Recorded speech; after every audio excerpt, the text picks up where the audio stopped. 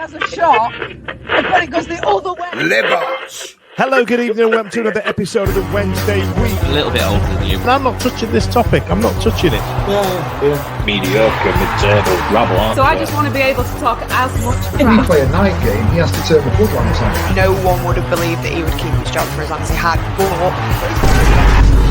The Wednesday Week.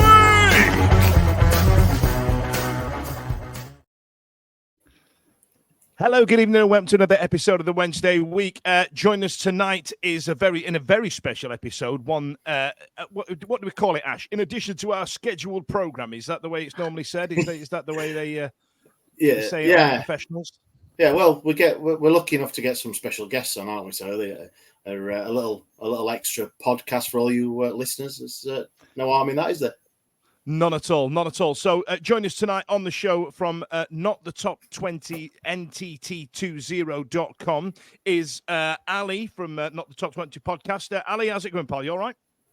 Yeah, really good. Thanks, guys. England's failure is well in the rearview mirror now, and I'm getting pretty excited about the start of the season. And I reckon you guys probably are as well. Thanks for having me on. It's absolutely our pleasure. We recorded last night, and there was a point where we realised that I think it's about 20 days between the end of the Euros and the start of the season, where we kind of realised that this is going to be a lean 20 days, especially given how active Sheffield Wednesday have been in the transfer market, and rather surprisingly having their ducks in order, which is something quite new, right? Yeah. Absolutely. You and Oxford United are the two teams that have signed the most players, 9 each, I make it, in a championship that's been pretty slow to get going, to be honest. 84 total signings in the championship, so 3.5 per team on average. You guys at 9. And way more signings in League One and League Two. So not only has the championship been a lot slower than those leagues, but within that, you guys have really stolen a march on a lot of the other teams at the level, and just adds to what I'm feeling quite a lot of excitement about Wednesday 2024-25. And I bet you guys won't admit it, but I reckon you guys are all probably quite excited as well. Listen, we're not allowed to mention the P word until around about March. We've made a a collective decision not to talk about anything outside of the championship. The James, who used to be on this podcast, he had one where you can't look at the league until Christmas. After That's Christmas, right. So that That's right. I know you said 9 signings. It's actually 10 signings now. Yeah, right. Yeah, 10. We've announced Deschamps Bernard's come back to the club. He was initially. Does that count? Oh, and James B. It does count. I tell you, it was. It's been on the cards for a while, and we've mentioned it on the podcast and stuff. But yeah, great to have him back as well. So yeah, he does count, because he's a massive fan. So the reason we've called this podcast this evening, the reason we're talking about it, Ali, is because because of the output of your website, there's an element of you kind of do your homework outside of where we look, if I'm honest. So there's going to be a point where I'm gonna ask you about, is there any signings outside of S6 that we might need to be aware of? But let's go down the list. I mean, straight away, obviously, looking at some of the signings that we've made, Jan Valery and Max Lowe, Nathaniel Chalaba, they look like some of the big names that we've got through the door. What do you reckon? Or am I just mixing surnames up there with other better players?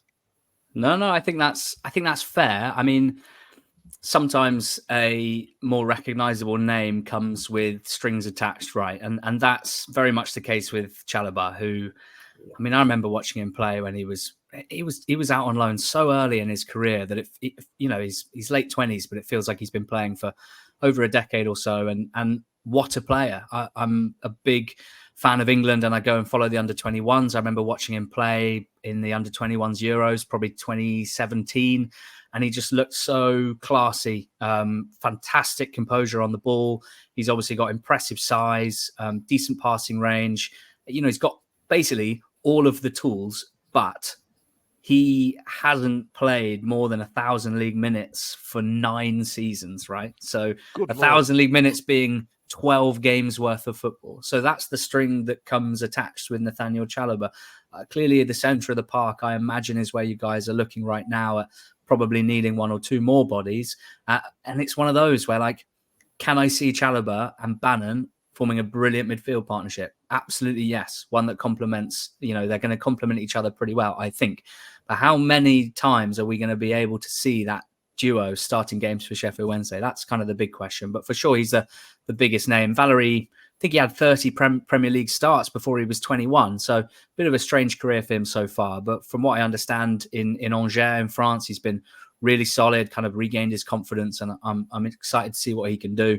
Seems like quite a modern, right-sided, versatile defender. And that seems like the sort of thing that Royal wants to add to this squad. So pretty excited about that, those two for sure. But to be honest, I love seeing Championship clubs shop overseas. I just think, like, I'm a child of Championship Manager and Football Manager, and I love trying to sign wonder kids or undervalued talent from abroad. So even like Ingelsson from Hansa Rostock and Kubacki as well from the Polish second tier, like that stuff for me that's really exciting, and I've heard pretty good things about both of them as well.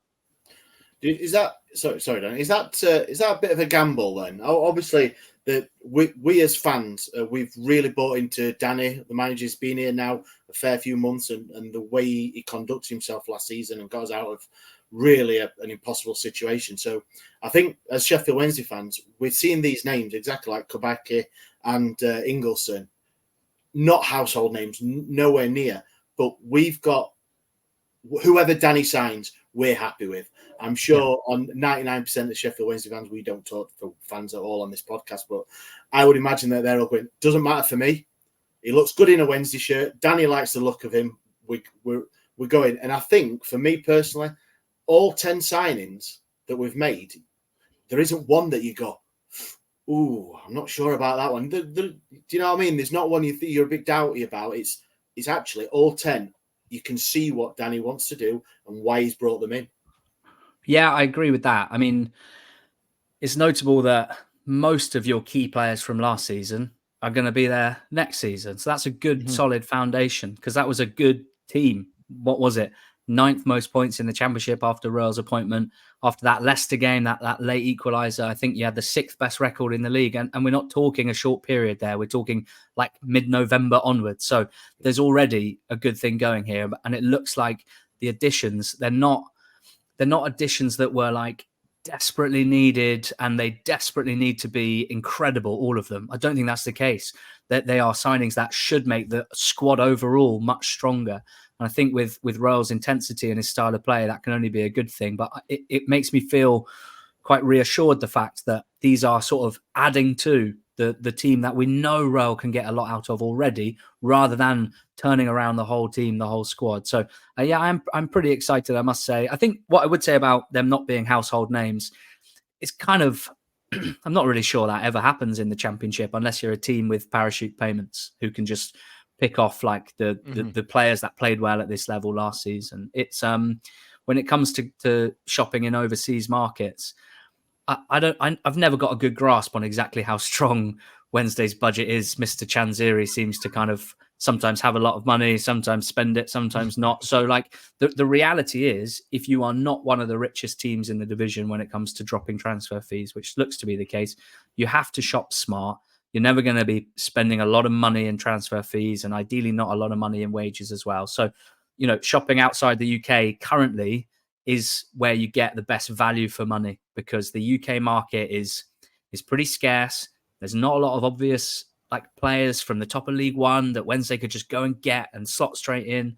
They cost a lot of money because everyone's looking at them. So I think it was always going to be necessary. And actually, it's a strength for Wednesday that you have a manager and the team around him who are, that they're smart, they know what they're doing, and they're not going to be scared to shop overseas because they've got a good idea of what they want. Absolutely. Now, one of the signings that I'm quite excited about, because for me it fits a mold that I think we should be looking at, is Charlie McNeil. Coming from the Manchester United under-21s, wasn't very prolific for Newport County. It's worth saying. But he's young, he's lethal on his day. When he gets off a chance, he can absolutely stick the ball away. Do you know anything about this kid? Because I don't, but I feel like it's exactly the mold that we should be looking about. Yeah, I think it's a smart signing. I mean, talking about Neil in McNeil rather in isolation. Clearly, we have not seen loads of him. He hasn't had a particularly long run of games, outside of maybe 1,000 minutes for Newport and kind of off the bench mainly for Stevenage last season. And as you say, he hasn't got the goal scoring record at senior level. He absolutely does have it at youth level. So that suggests an understanding of where the goal is, and of having those sort of poacher's instincts. I've done a bit of sort of data nerdy digging, and what stands out from his spells at Stevenage and Newport is his off the ball outputs. So pressing, basically, like covering distance, closing down defenders, winning the ball back. And that is not a surprise that Rowe and his team will have seen the same sort of data, and they will be thinking to themselves, right, we've got a 20-year-old kid. He's cheap because he's got no track record at senior level up to this point, but he's got pedigree in terms of his youth career. We know that he can cover the distances that we need at the top of the pitch to set the press high.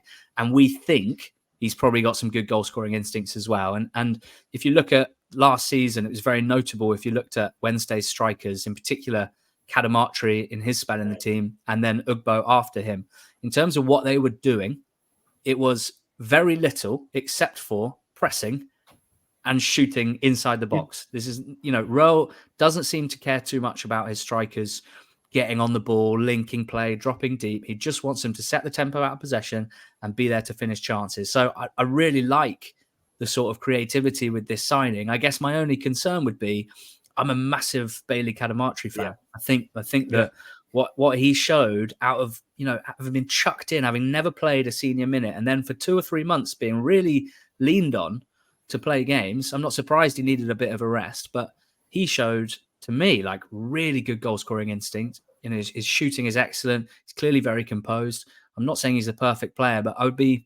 it's almost a bit of an awkward one where like, I don't want them to be sharing minutes and then end up neither being able to establish themselves, if that makes sense. Do you feel that Bailey's probably going to end up going on loan this season? I feel like he's a year ahead of McNeil in terms of his development. And if he goes to a League One club and starts tearing it up, which he has absolutely got in his arsenal, I feel like that would be a sensible move for him, right? Yeah, I can kind of see the positives with both. But I personally believe that particularly if he makes standard improvements that a player of his age might make after last season's experiences, a bit of time off over the summer, if he's worked really hard, if he makes another jump again in terms of, how well he adapts to the rigors of Championship football, like I think you could have a proper superstar here within a year or two. So there's different ways of doing it. Of course, you can loan them out, but then you lose a little bit of agency over where they go. You might pick a good club, but then the manager might leave and the next guy might not fancy him and they might not play the same sort of way as you. So I would say sending him out on loan could be pretty risky. And I truly believe he can contribute to the first team, maybe not as a starter every single week, but as like a proper second option for sure. So I'm kind of interested to see how this shakes out, because obviously Ugbo's future, I'm sure there's plenty of Wednesday fans that want him back. That makes sense. You got brought in Jamal Lowe as well. There's so many like wingers and wide forwards and attacking midfielders. I'm kind of working out like there's only so many minutes to go around here. I think I'm a bit concerned because obviously we've signed McNeil and exactly what you said, Ali, about Bailey Kadamatri. I'm a massive Kadamatri fan as well. And I totally echo what you said. I don't want his progression and his thing to be hampered by a signing. Great that Sheffield Wednesday are signing a 20-year-old striker with, I think he scored 80-odd goals in 90 games in the youth team for Manchester United. Pedigree is there. But I'm the same. I was like, they are a similar sort of player. The press, like you said, Kadamatri did really well last season. And Neil, no doubt, will do the same. So I would probably think that Wednesday will hopefully bring Ugbo in and it'll probably be Smith. For the detriment of Smith, he'll probably be moved on. I just can't see him being the player. He's not a dynamic pressing player. He does, but he can't do it for long for me, Smith. So, yeah, it's great to see Sheffield Wednesday changing their transfer policy and bringing in youthful strikers. Just any players at all, mate. That may have us on sale value in the future and try and develop them. got a lot of So- players 27 and over. I noticed it Absolutely. doesn't need to happen. It doesn't need to all happen in one window, but over the next couple of windows, like you want to be bringing that average age down for sure. Now, you mentioned early Svante Ingelsson coming from Hansa Rostock. Did Hansa get relegated from Bundesliga 2 last year, or have they always been in Bundesliga 3? I can't remember. That is something I should actually know. Now, do you know anything about Ingelsson? Because the man is an absolute beauty of a human being. I mean, look at him. He looks like he's crafted from marble. Yeah. I'm interested by this player. I'm absolutely fascinated because he's so massive. You just expect him to be that Michael Smith type of telegraph pole player, but he plays more forward. He plays more off the shoulder, doesn't he? Where we played Jan Poveda last season, for example. So, I mean, what can you tell us about him? Yeah, well, we are, as I think you guys know, covering every single transfer on NTT20.com. That means already over like 500 write-ups we've done. I'm not an expert on European football, but we've got a guy in our team called Craig who is excellent and does some scouting work for European football. So I'm only passing off really what he's told me, but he does know his stuff. So this is a guy who's, he's obviously not had the most amazing last few seasons, you'd say, but in terms of pedigree, to use that word again, he's capped at all youth age groups for Sweden. He found his way to Udinese early on, and you have to have thought that would have been because they thought that there was potential there.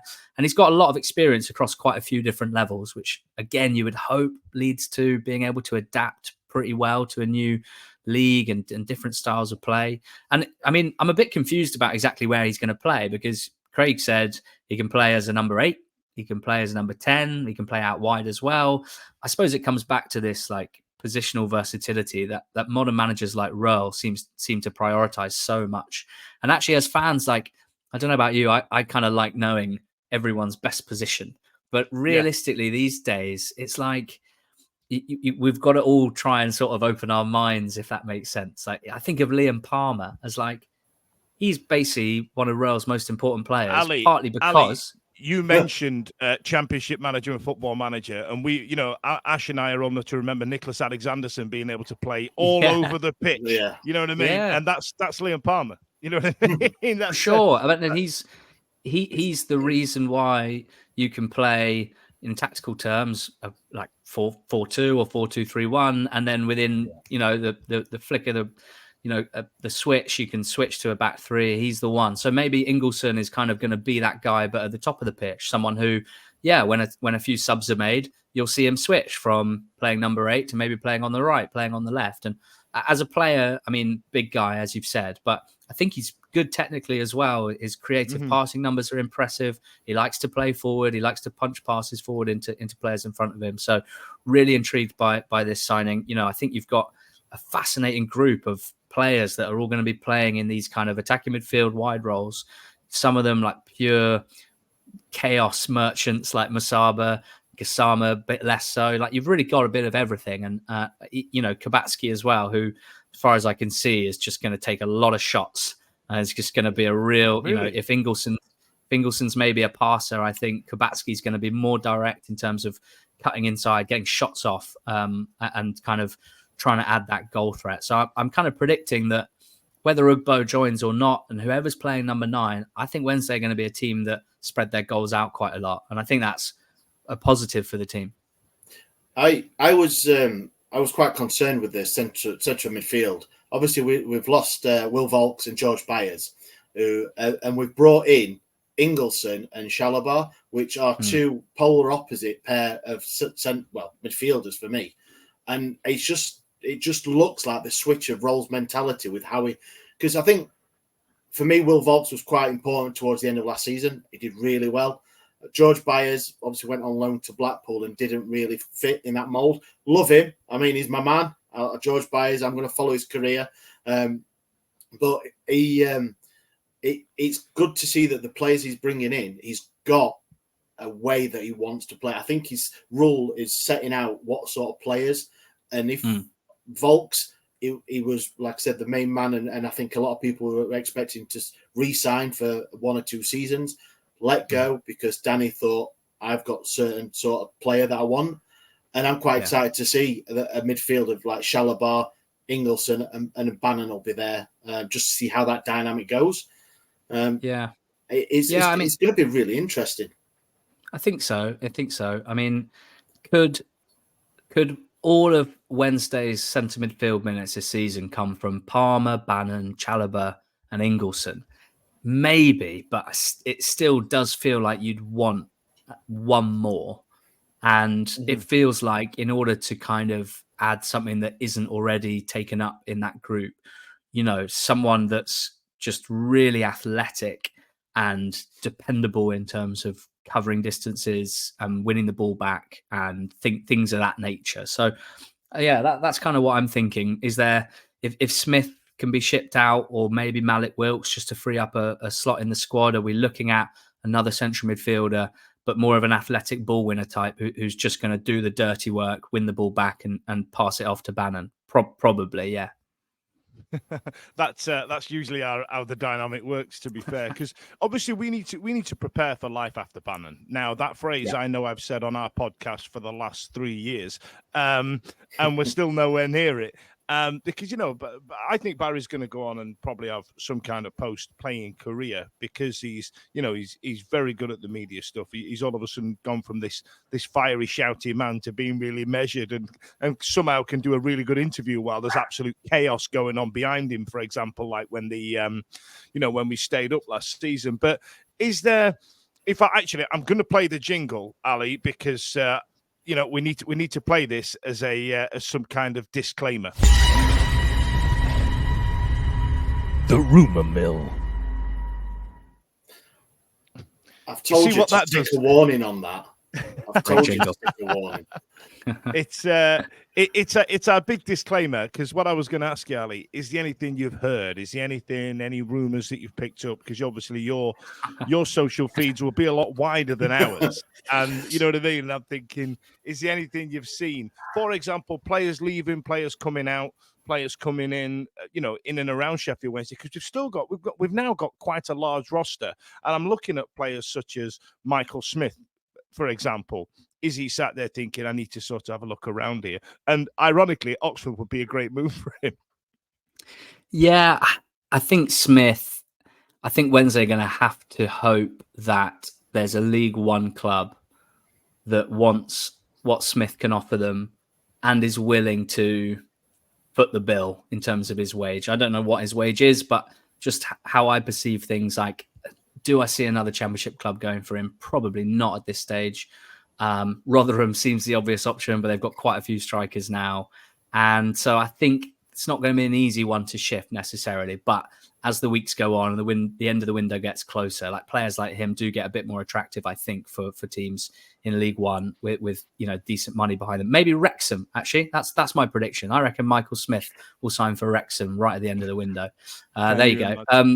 That's just there's no inside info there. And I'm going to let you down because, Dan, we're covering 72 teams here, and we really just deal in confirmed transfers. That's when we come alive. That's honestly, when we think it's the best way to go. Do you get any of those ridiculous in the know accounts that only seem to turn up in the summer and in January? Have you had any of them that all of a sudden start passing somebody else's work off as their own? We've got a great one at the minute. It's hilarious. Yeah, with respect to those people who are genuinely doing good work in terms of transfer reporting, I can pick those accounts within a second of seeing them, and I just mute them immediately, because I personally I just get nothing from it. There's too many teams, and also in my world, trying to cover all the signings, you might end up seeing a rumor, and then a few days later you assume it's gone through. You don't realize that it hasn't, that it was all rubbish to start with, and you start getting confused. So no, but we just deal in done deals on NTT20.com. I know that for some the rumor mill is unbelievably exciting, but it's not for me.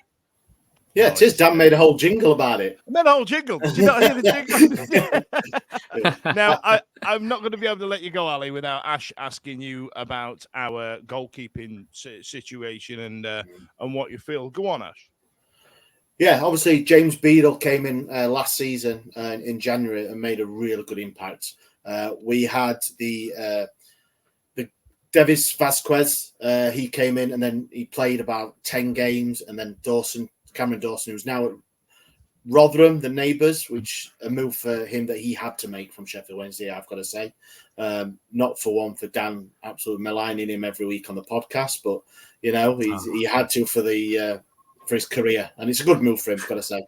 But yeah, James Beadle, he was really good, really outstanding last season, and we're great to have him back. To obviously people on the outside world, yourself, and do you see what we as Wednesday fans see in James Beadle, and obviously what Brighton must see, because obviously they've kept him on as well? Yeah, for sure. I think it's incredible that you guys have got him back for another season. And unlike last season, I don't see him changing clubs again in January. So I think you've got, all being well, 46 games of Beadle. And I think that is huge strength for the squad and for the team. My podcast partner, George, is a big Oxford United fan, and they thought he was excellent. He grew in stature so quickly once he started playing regular senior football. I think he just kept getting better and better. So, there are very few perfect goalkeepers outside of the top tier. So there's going to be mistakes. I gather that the team are playing out from the back a bit more in pre-season, so that makes it more likely that there will be mistakes that look worse and worse. But overall, you've got an excellent keeper. I actually saw him at Wembley at the League One playoff final. He went to support Oxford, his former teammates. And I mean, I don't know if you guys get this as well, but it's tough to see young footballers these days because they really do look like they're about 12 years old. And Beadle was the same. Yeah. He's obviously super tall, but so skinny and slender and looks so young. But he's incredibly impressive. I think it's a great move for him, for Wednesday. I think it's a real area of strength. And just to get Ben Hamer in, who ideally won't play, but if he does, I don't think he's a great championship keeper, but he's not going to be a disaster. He filled in pretty well for Watford last season, and he's got that sort of experience as well. So he should be good for the dressing room and all that sort of stuff. And then I must say, I'd never heard of Pierce Charles before, but what? I came across a compilation of him pinging passes for Northern Ireland under he was Edison. And then I gather that he's the brother of Shay Charles as well. And when I was thinking about who Wednesday might look to get in midfield and what sort of player they might look to get in, I did wonder about Shay Charles, particularly if his brother's at the club already, where he's gone up with Saints. By the end of last season, having started a lot of games at the start of the campaign, he kind of lost his spot. I'm not sure if he's ready for Premier League football, and I think he'd be better off playing another season in the Champ. So given that he's a good quality, technical, but ball-winning midfielder, I'm just making up transfer rumours here. Do you want me to play the jingle again, Ali? Do you want me to play the jingle?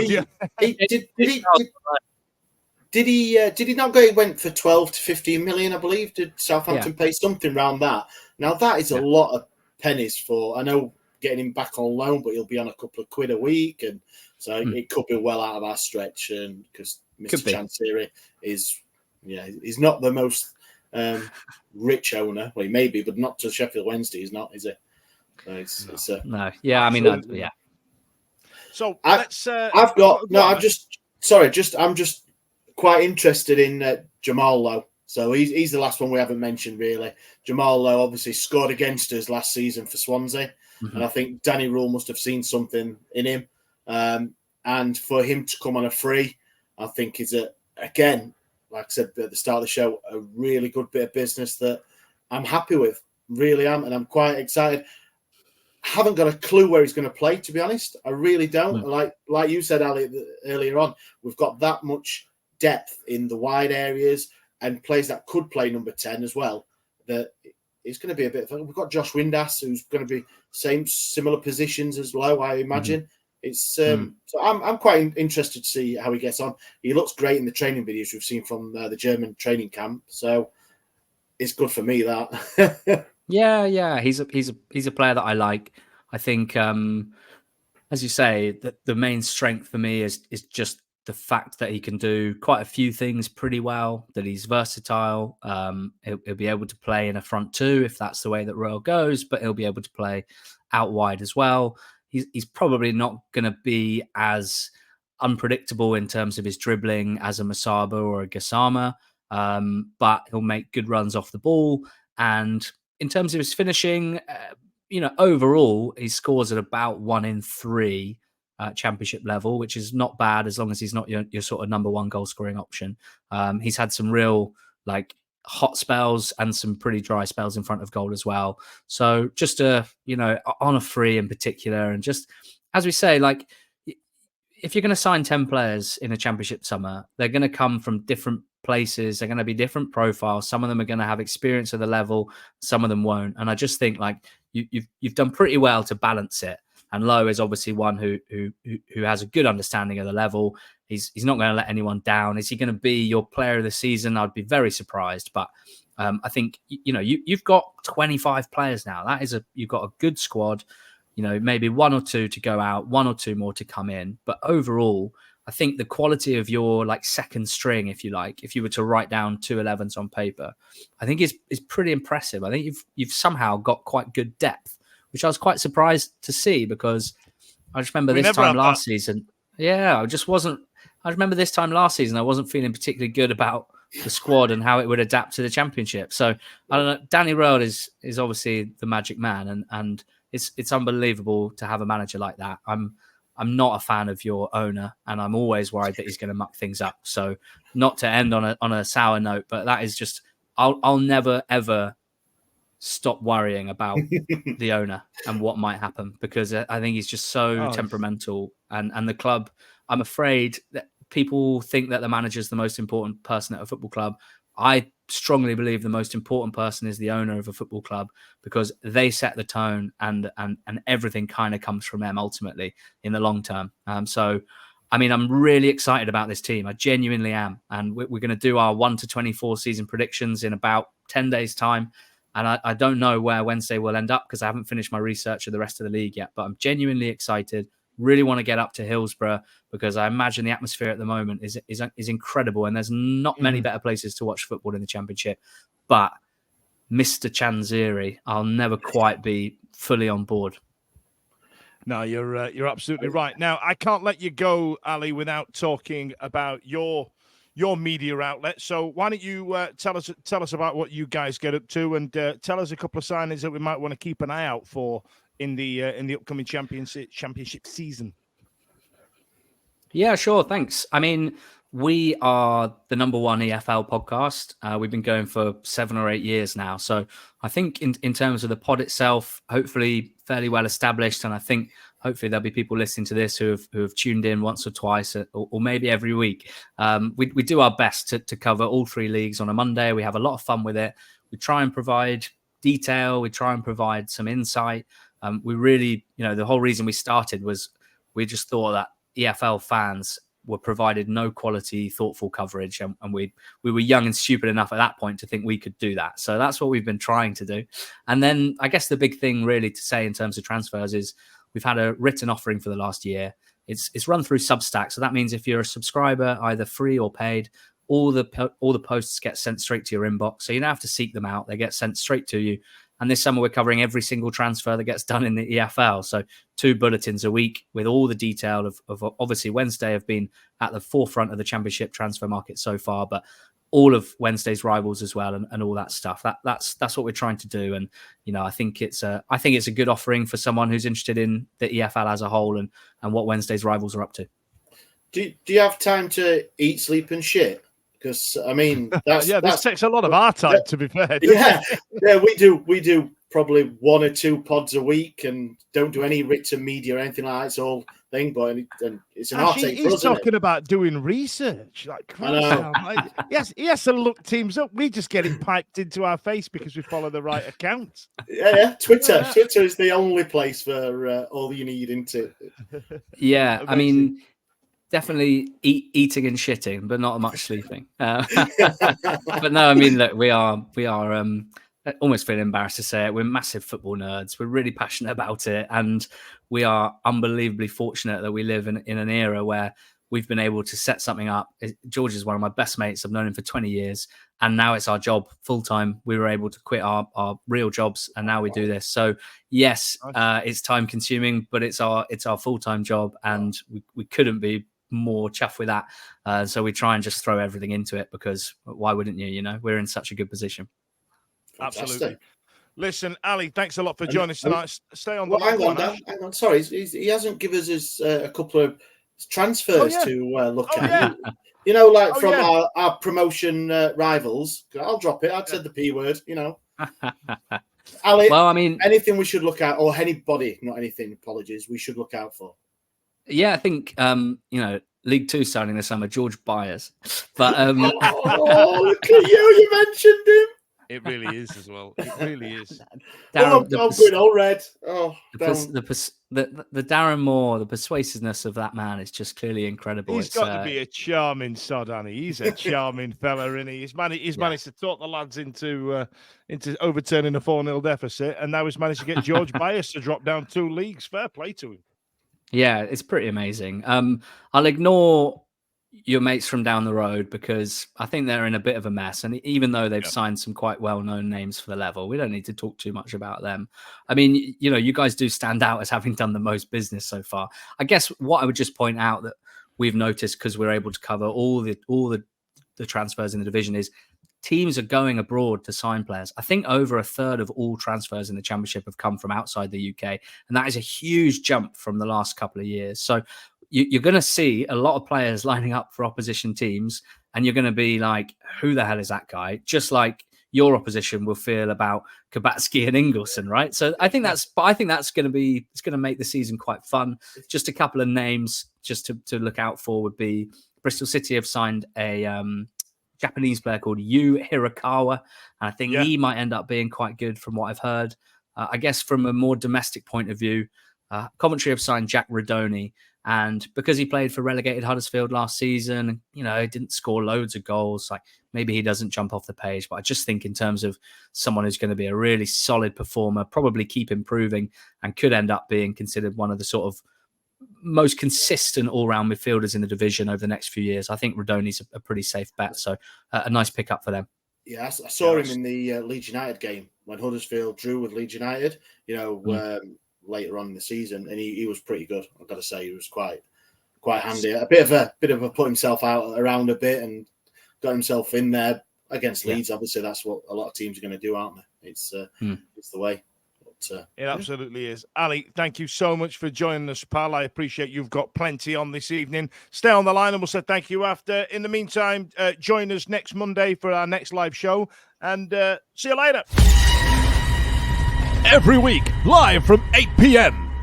It's the Wednesday Week, bringing you football analysis. He came in. I think he scored a goal. Bringing you banter. Yeah. Bringing you responsible life hacks. I met you wonderful souls at 10 a.m. for some shots. The Wednesday Week. 1, 2, 3, 4 live. I normally just turn up and phone it in. I'm a little bit older than you. Like, That zero's gone, that goose egg's gone. Also featuring player interviews.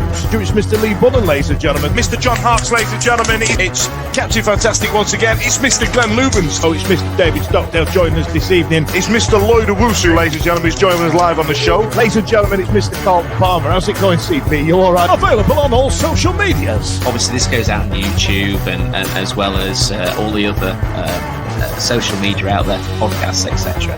The Wednesday Week 24-25 season. Join us next season. Put on your podcast!